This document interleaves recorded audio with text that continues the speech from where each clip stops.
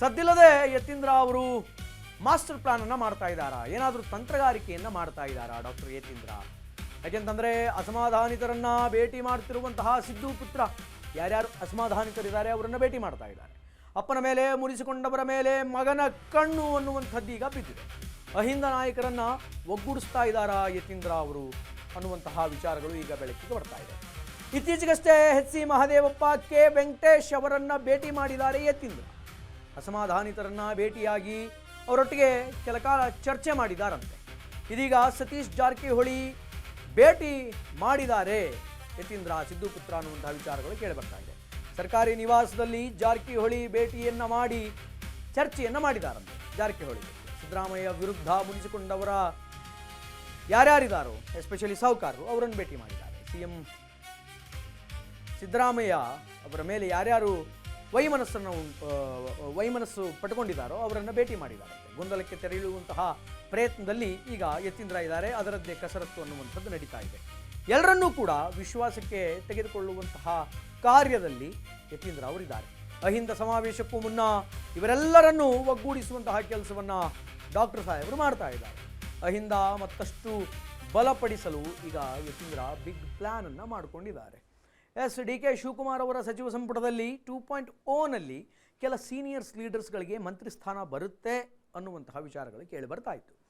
ಆದರೆ ಸಿದ್ದರಾಮಯ್ಯನವರ ಆತ್ಮೀಯ ಬಳಗದಲ್ಲಿರ್ತಕ್ಕಂತಹ ಮತ್ತು ಆತ್ಮೀಯ ವಲಯದಲ್ಲಿರ್ತಕ್ಕಂತಹ ಒಂದಿಷ್ಟು ಸೀನಿಯರ್ ಪೊಲಿಟಿಷಿಯನ್ಸ್ಗಳಿಗೆ, ಅದರಲ್ಲೂ ಅಹಿಂದ ತತ್ವವನ್ನು ಪಾಲಿಸುವಂತಹ ಸಿದ್ದರಾಮಯ್ಯನವರ ಬಣದ ನಾಯಕರಿಗೆ ಸಚಿವ ಸ್ಥಾನ ತಪ್ಪಿದ್ದು ಎಲ್ಲರಿಗೂ ಗೊತ್ತಿರುವಂತಹ ಸಂಗತಿ. ಕೆ ವೆಂಕಟೇಶ್ ಆಗಿರಬಹುದು, ಎಚ್ ಸಿ ಮಹದೇವಪ್ಪ ಆಗಿರಬಹುದು, ಹೀಗೆ ಅನೇಕ ಜನರಿಗೆ ಸಚಿವ ಸ್ಥಾನ ತಪ್ಪಿತು. ಆಗ ಎಲ್ಲೋ ಒಂದು ಕಡೆ ಸಿದ್ದರಾಮಯ್ಯನವರ ಮೇಲೆ ಒಂದು ವೈಮನಸ್ಸು ಅನ್ನುವಂಥದ್ದು ಅವರಿಗೆ ಎಲ್ಲೋ ಒಂದು ಕಡೆ ಮೂಡ್ತಾ ಅಂತ. ಸೊ ಅಂಥ ನಾಯಕರು ಏನಿದ್ದಾರೆ, ಸಿದ್ದರಾಮಯ್ಯನವರ ಮೇಲೆ ಯಾರು ವೈಮನಸ್ಸನ್ನು ಪಟ್ಕೊಂಡಿದ್ದಾರೆ, ಅಂಥ ನಾಯಕರನ್ನು ಇಂಡಿವಿಜುವಲ್ ಆಗಿ ಮೀಟ್ ಆಗಿ ಅವರ ಶಮನ ಮಾಡುವಂಥ, ಅಂದರೆ ಅವರ ಕೋಪ ಏನಿದೆ, ಅವರ ಏನು ಒಂದು ಅಸಹನೆ ಏನಿದೆ, ಅದನ್ನು ಶಮನ ಮಾಡುವಂತಹ ಪ್ರಯತ್ನವನ್ನು ಮಾಡ್ತಾ ಇದ್ದಾರೆ. ದೊಡ್ಡ ಬೃಹತ್ ಪ್ರಮಾಣದ ಅಹಿಂದ ಸಭೆಗೂ ಮುನ್ನ ಅವರನ್ನು ಮೀಟ್ ಮಾಡಿ ಕಾಂಪ್ರಮೈಸ್ ಆಗುವಂತಹ ವಿಚಾರಗಳು ಈಗ ಕೇಳಿಬರ್ತಾ ಇದೆ. ಯಾಕೆಂತಂದರೆ ಸತೀಶ್ ಜಾರಕಿಹೊಳಿನೇ ನೆಕ್ಸ್ಟು ಯತೀಂದ್ರ ಅವರ ಸ್ಥಾನವನ್ನು ತುಂಬುತ್ತಾರೆ, ಅಂದರೆ ಮುಂದಿನ ಅಹಿಂದ ನಾಯಕರಾಗ್ತಾರೆ ಆಫ್ಟರ್ ಸಿದ್ದರಾಮಯ್ಯ ಅನ್ನುವಂಥ ಮಾತುಕತೆಗಳಿತ್ತು. ಆದರೆ ಈಗ ಆ ಕೋಟೆಗೆ ಯತೀಂದ್ರ ಲಗ್ಗೆ ಇಟ್ಟಿದ್ದಾರೆ. ಜಾರಕಿಹೊಳಿಯವರನ್ನು ಕೂಡ ಮೀಟಾಗಿ ಒಂದಿಷ್ಟು ಮಾತುಕತೆಯನ್ನು ಸಮಾಲೋಚನೆಯನ್ನು ನಡೆಸಿದ್ದಾರೆ ಅನ್ನುವಂತಹ ವಿಚಾರಗಳು ಕೂಡ ಈಗ ಬೆಳಕಿಗೆ ಬರ್ತಾ ಇದೆ. ಹಾಗಾದರೆ ಸತೀಶ್ ಜಾರಕಿಹೊಳಿಯವರನ್ನು ಭೇಟಿ ಮಾಡಿರುವಂತಹ ಯತೀಂದ್ರ ಹೇಳಿದ್ದೇನು ಅನ್ನುವಂತಹ ಡೀಟೇಲ್ಡ್ ಅಂಶಗಳನ್ನು ನಾವೀಗ ನೋಡಿಕೊಂಡು ಬರೋಣ. ಯತೀಂದ್ರಗೆ ಸಾಹುಕಾರ್ ಹೇಳಿದ್ದೇನು? ಹಾಗಾದರೆ ಪರಸ್ಪರ ಮಾತುಕತೆ ನಡೆದಾಗ ಸತೀಶ್ ಜಾರಕಿಹೊಳಿ ಯತೀಂದ್ರ ಅವರಿಗೆ ಏನು ಹೇಳಿದರು? ಡಾಕ್ಟರ್ ಯತೀಂದ್ರಗೆ ಮಹತ್ವದ ಸಲಹೆ ನೀಡಿದಂತಹ ಸತೀಶ್ ಜಾರಕಿಹೊಳಿ ಸಿದ್ದರಾಮಯ್ಯ ನೆರಳು ಹಾಗೂ ಪ್ರಭಾವದಿಂದ ಹೊರಬನ್ನಿ ಅಂತ ಹೇಳಿದಾರಂತೆ. ತಮ್ಮದೇ ಪ್ರಾಬಲ್ಯ ವರ್ಚಸ್ಸನ್ನು ಹೆಚ್ಚಿಸಿಕೊಳ್ಳುವಂತಹ ಸಲಹೆಯನ್ನು ಸಾಹುಕಾರ ಕೊಟ್ಟಿದ್ದಾರೆ. ಅಹಿಂದ ಕಡೆ ಹೆಚ್ಚು ಗಮನ ಕೊಡಿ ಅಂತ ಜಾರಕಿಹೊಳಿ ಯತೀಂದ್ರ ಅವರಿಗೆ ಹೇಳಿದ್ದಾರೆ. ಈಗ ಅಹಿಂದ ಜವಾಬ್ದಾರಿ ಎಲ್ಲವೂ ನಿಮ್ಮ ಮೇಲಿದೆ ಅಂತ ಸ್ವತಃ ಜಾರಕಿಹೊಳಿ ಸಾಹುಕಾರರೇ ಹೇಳಿದಾರಂತೆ.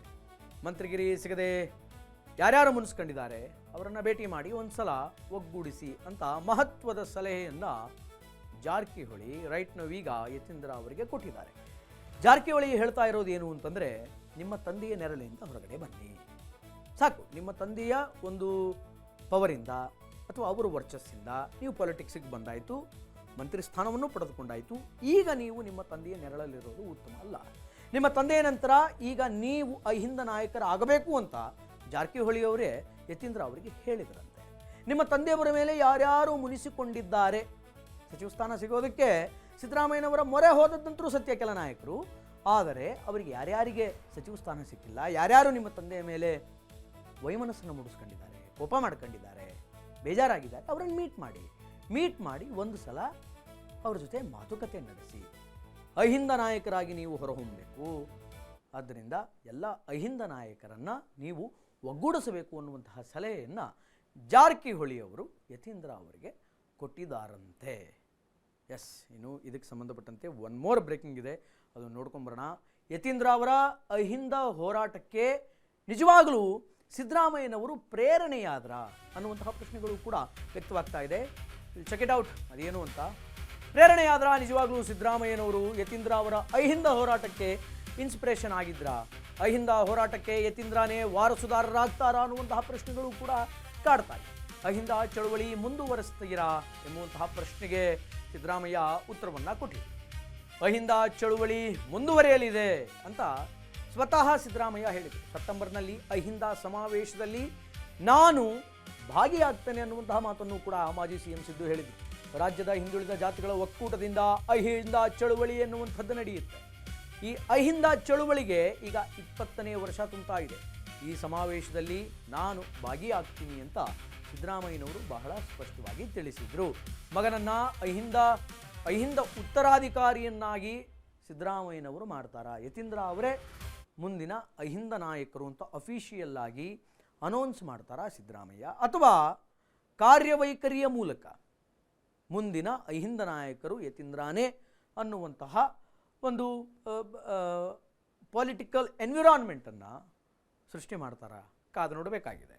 ಯಾಕೆಂತಂದರೆ ಕಳೆದ ಬಾರಿ ಬಹಳ ಸ್ಪಷ್ಟವಾಗಿ ಕೇಳಿದರು ಮಾಧ್ಯಮದವರು, ಸರ್ ಅಹಿಂದ ಸಭೆ ಆಗುತ್ತೆ ಸೆಪ್ಟೆಂಬರಲ್ಲಿ, ಅದಕ್ಕೆ ನೀವು ಬರ್ತೀರಾ ಅಂತ ಕೇಳಿದ್ರೆ, ಆಬ್ವಿಯಸ್ಲಿ ನಾನು ಬರ್ತೀನಿ, ಅಹಿಂದ ಸಮಾವೇಶದಲ್ಲಿ ನಾನು ಪಾಲ್ಗೊಳ್ತೀನಿ ಅನ್ನುವಂತಹ ಮಾತನ್ನು ಸಿದ್ದರಾಮಯ್ಯನವರು ಬಹಳ ಸ್ಪಷ್ಟವಾಗಿ ಹೇಳಿದರು. ಸೊ ಆ ಸಭೆಗೆ ಆಬ್ವಿಯಸ್ಲಿ ಮಗನೂ ಬರ್ತಾರೆ ಯತೀಂದ್ರ ಅವರು. ಆಗ ಮಗನನ್ನು ಮುಂದಿನ ಅಹಿಂದ ಅರಸನನ್ನಾಗಿ ಮಾಡ್ತಾರಾ ಸಿದ್ದರಾಮಯ್ಯನವರು? ಇದೆಲ್ಲವೂ ಕೂಡ ಒಂದಿಷ್ಟು ಒಗಟಿನಂತೆ ಕಾದು ಕುಳಿತುಕೊಂಡಿದೆ. ಆ ಒಗಟನ್ನು ಸಿದ್ದರಾಮಯ್ಯನವರೇ ಬಿಡಿಸಬೇಕು. ಆ ಸಿದ್ದರಾಮಯ್ಯನವರು ಯಾವಾಗ ಆ ಒಗಟನ್ನು ಬಿಡಿಸ್ತಾರೆ ಅನ್ನುವಂಥದ್ದನ್ನು ಕಾದು ನೋಡೋಣ. ಆ್ಯಂಡ್ ಯತೀಂದ್ರ ಅವರ ಈ ಪ್ರಯತ್ನ, ಯಾರ್ಯಾರು ಅವರ ತಂದೆಯ ವಿರುದ್ಧ ಮುನಿಸನ್ನು ಮಾಡ್ಕೊಂಡಿದ್ದಾರೆ, ಬೇಜಾರಾಗಿದ್ದಾರೆ, ಎಚ್.ಸಿ. ಮಹದೇವಪ್ಪ ಇರ್ಬೋದು, ಕೆ ವೆಂಕಟೇಶ್ ಇರ್ಬೋದು, ಯಾರ್ಯಾರು ಸಚಿವ ಸ್ಥಾನವನ್ನು ಸಿಗದೆ ನಿರಾಸೆಯಾಗಿದ್ದಾರೆ, ಅವರಿಗೆ ಯಾವ ರೀತಿಯಾಗಿ ಸಮಾಧಾನ ಮಾಡ್ತಾರೆ, ಮತ್ತು ಯಾವಾಗ ಅವರು ಸಿದ್ದರಾಮಯ್ಯನವರ ಬೆಂಬಲಕ್ಕೆ ನಿಲ್ತಾರೆ, ಅವರು ಕೂಡ ಈ ಅಹಿಂದ ಸಭೆಯಲ್ಲಿ ಪಾಲ್ಗೊಳ್ಳುತ್ತಾರೆ. ಸೊ ಆ ಪ್ರಯತ್ನ ಹೆಂಗೆ ಸಕ್ಸಸ್ ಆಗುತ್ತೆ ಅನ್ನುವಂಥದ್ದನ್ನು ಕಾದು ನೋಡಬೇಕಾಗಿದೆ.